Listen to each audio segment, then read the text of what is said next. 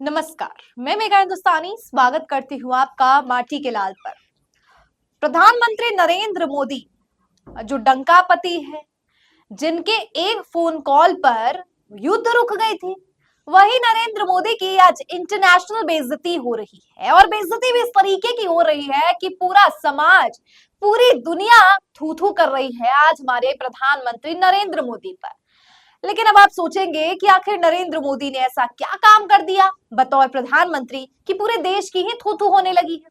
तो सबसे पहले ये तस्वीर देखिए और मुझे बताइए कि इस तस्वीर को देखते ही आपके मन में, आपके जहन में सबसे पहला रिएक्शन क्या आता है। तस्वीर में आप देख सकते हैं कि प्रधानमंत्री नरेंद्र मोदी गले लगाते हुए यहाँ पर व्लादिमीर पुतिन, रशिया के प्रेसिडेंट को आ रहे हैं।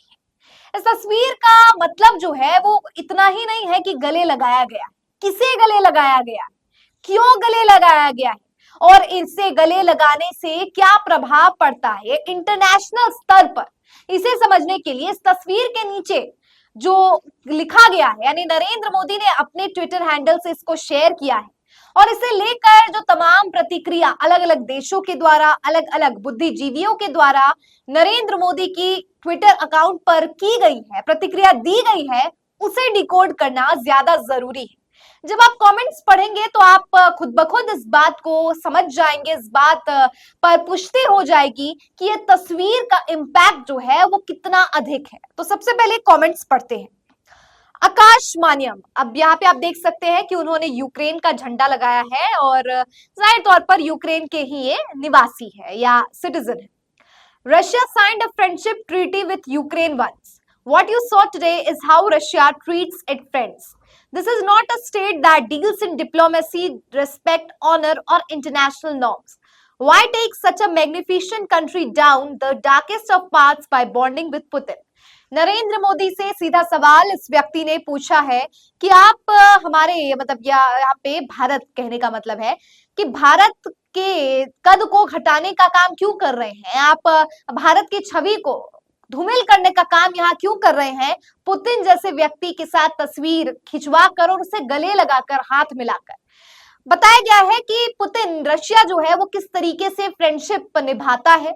उसने ट्रीटी जो है फ्रेंडशिप की साइन यूक्रेन के साथ भी की, लेकिन यूक्रेन के साथ क्या सलूक किया वो हमें पता है। और अब आप उन्हीं लोगों के साथ अगर गले मिल रहे हैं तो इससे भारत के कद को आप जो है धूमिल कर रहे हैं, कद घटाने का यहाँ पर काम किया जा रहा है। यहाँ पे एक देखिए कि यहाँ पे लिखा गया है कि the treaty of friendship, cooperation and partnership between Ukraine and Russian federation was an agreement between Ukraine and Russia signed in 1997 which fixed the principle of strategic partnership, the recognition of inviolability of existing borders and respect for territorial integrity and mutual commitment not to use its territory to harm the security of each other. The treaty prevents Ukraine and Russia from invading one another's countries respectively and declaring war.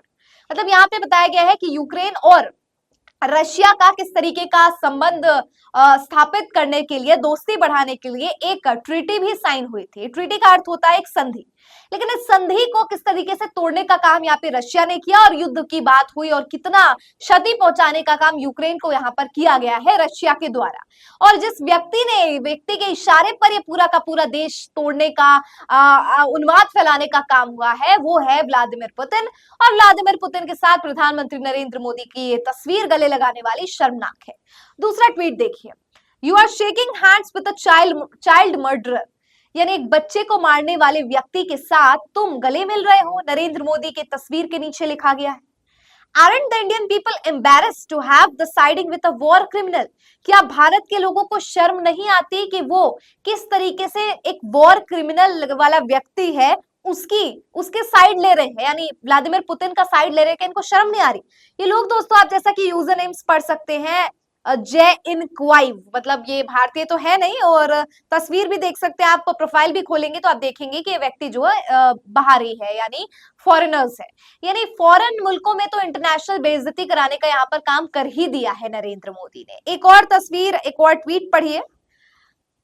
पहले मैं आपको इनके बारे में बता दूं कि ये कौन है, फिर आप समझेंगे। डेरेक जे ग्रॉसमैन, ये है national security and Indo Pacific analysis जो कॉपरेशन है उसके और प्रोफेसर है, और यानी कि इनकी इंटरनेशनल अफेयर्स में काफी रुचि है और एक पोजीशन पर भी है। इन्होंने लिखा है डेरेक ने, I was wrong in my prediction that Modi refuse to hug Putin, a war criminal. Guess, I hope India would take the moral high ground on Ukraine. As I have said many times, New Delhi believes in national interests only. I shouldn't have listened to myself. दोस्तों इस tweet को अगर मैं आप हिंदी में बताऊंगी तो आपको मतलब बहुत ही बुरा लगेगा कि यहाँ पे लिखा गया है, जिस व्यक्ति ने ट्वीट किया उसने लिखा है कि उसने उम्मीद जताई थी, उसने अनुमान लगाया था कि इस वॉर क्रिमिनल यानी पुतिन के साथ गले यहाँ पर नहीं मिलेंगे नरेंद्र मोदी। बावजूद इसके उनका प्रेडिक्शन जो है वो गलत निकला। नरेंद्र मोदी एक वॉर क्रिमिनल को गले लगाने का काम करते हैं। तो यहाँ लिखा गया कि न्यू दिल्ली यानी यहाँ पूरा का पूरा कैपिटल को घेरा गया और कहा गया कि इंडिया जो है वो अपने राष्ट्रीय हित को ऊपर रखता है, ह्यूमैनिटी से ऊपर। ये कितना शर्मसार है दोस्तों। आप सोचेंगे कि अगर हम नेशन को ऊपर रख रहे हैं, राष्ट्र को ऊपर रख रहे हैं तो कितने गर्व की बात है, लेकिन इससे शर्म की कोई बात नहीं हो सकती। यहाँ पे प्राथमिकताएं सबकी अलग अलग हर चीज में हो सकती है, लेकिन सबसे सर्वोपरि जो होना चाहिए वो राष्ट्र नहीं बल्कि इंसानियत होनी चाहिए। क्योंकि अगर आपकी इंसानियत मर जाती है और राष्ट्र को सर्वोपरि रखते हैं तो ऐसे में व्यक्ति मरते रहेंगे और आप केवल और केवल political integration, political boundaries, sovereignty की बातें करते रह जाएंगे। यानी आपके लिए संप्रभुत्वता इतनी महत्वपूर्ण हो जाएगी कि आप लोगों के बलिया देने में भी आप बिल्कुल झिझकेंगे नहीं। लोगों की जान जाएगी तो आपको उस पर आंसू नहीं बहेंगे, क्योंकि आपके लिए तो राष्ट्र सर्वोपरि हो जाएगा। तो यहाँ पर समझने की जरूरत है कि यहाँ पे जो कहा गया कि new Delhi believes in national interest, इसका मतलब है कि भारत जो है वो इंसानियत से ऊपर भी राष्ट्रीय अखंडता को रख रहा है। तो ये गर्व होने वाली बात नहीं है, शर्म की बात है कि हम छोटे छोटे बच्चे को जान गंवाते देख रहे हैं, माँ जो है वो बच्चे से बिछड़ रही है, इतनी आगजनी हो रही है, इतना वॉर हो रहा है, न जाने क्या स्थिति बनी हुई है, और नरेंद्र मोदी जी एक बच्चे से एक माँ को छीनने वाली लोग जो है उनका साथ दे रहे हैं मोदी जी यहाँ पर, यानी पुतिन का। अब मैं आपको बताती हूँ कि कौन है वो व्यक्ति। एक और ट्वीट सबसे पहले मैं आपको पढ़ाती हूँ। I will never forget India. I will never forgive India. Neither will any Indian living in Ukraine. You did this with the Stalin and Hitler. You did it again. Entire West must close investments and doors to you. You would think as victims of colonization they would be against it. And एक slang है जो इस्तेमाल नहीं किया जा सकता, and his party. कहा गया है दोस्तों कि नरेंद्र मोदी ने जिस तरीके से यहाँ पर साथ देने का काम किया, तानाशाह का साथ देने का काम किया, जिसने किस तरीके का माहौल पूरे देश में या मैं कहूं कि पूरे दुनिया में बना रखा है, एक विश्व में किस तरीके से एक देश को टारगेट करते हुए इंसानियत को शर्मसार कर देने वाली स्थिति उत्पन्न की है। तो यहाँ पर कहा गया कि पूरे वेस्ट को जो है इंडिया के लिए दरवाजे बंद कर देने चाहिए। सोचिए अगर ये सचमुच हो जाता है तो ग्लोबलाइजेशन जो 1990s में लेकर आया गया था, जो स्थिति में लाए गए थे मनमोहन सिंह द्वारा, आज वो कोलोनाइजेशन जो है वो अगर बंद हो जाता है, अगर इस तरीके से प्राइवेटाइजेशन, ग्लोबलाइजेशन पर अंकुश लग जाती है, तो आखिर वर्ल्ड इकोनॉमी भारत की कितनी ज्यादा गिर जाएगी। आप अनुमान लगा सकते हैं जो लोग कह रहे हैं, जो भारत के बाहर रहने वाले लोग हैं। दोस्तों ये तो लोगों की प्रतिक्रिया थी। अब मैं आपको बताती हूँ कि यूक्रेन के राष्ट्रपति ने कितनी बड़ी बात कही है, जो बिल्कुल एकदम खरी खरी सुनाने का काम यहाँ पे नरेंद्र मोदी को किया है। देखिए जेलेंस्की ने लिखा है, in Ukraine today 37 people were killed, 3 of whom were children and 170 were injured, including 30 children as a result of Russia's brutal missile strike. A Russian missile strike the largest hospital in Ukraine, targeting young cancer patients. Many were buried under the rubble. It's a huge disappointment and a devastating blow to peace efforts to see the leader of world's largest democracy hug the world's most bloody criminal in Moscow on such a day.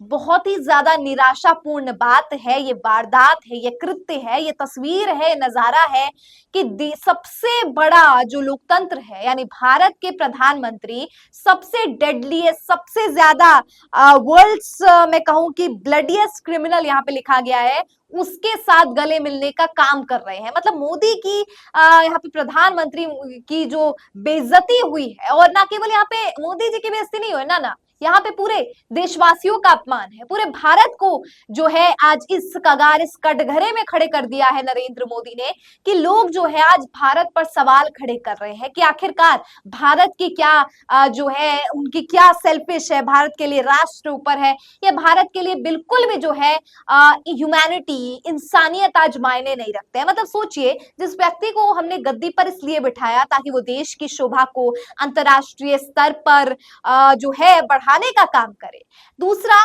जिस व्यक्ति को हमने गद्दी पर इसलिए बैठाया ताकि वो देश के कोनों में, अलग अलग कोने, जैसे हाथरस स्टैम्पीड है, मणिपुर की अलग व्यथा है, अलग अलग कोनों में जो लोग व्यथा से गुजर रहे हैं, उनकी समस्याओं को सुलझाए, सुने। लेकिन यहाँ पर होता बिल्कुल ठीक उल्टा दिख रहा है। अंतरराष्ट्रीय स्तर पर भी देश की छवि खराब करने का काम नरेंद्र मोदी ने बतौर प्रधानमंत्री किया है, और देश के अंदर तो इनको मतलब ही नहीं है कि कौन रो रहा है, किसकी व्यथा है, किसकी वेदना है, किसको किसी चीज से मतलब ही नहीं है। तो क्या देश में ऐसे प्रधानमंत्री की आवश्यकता है?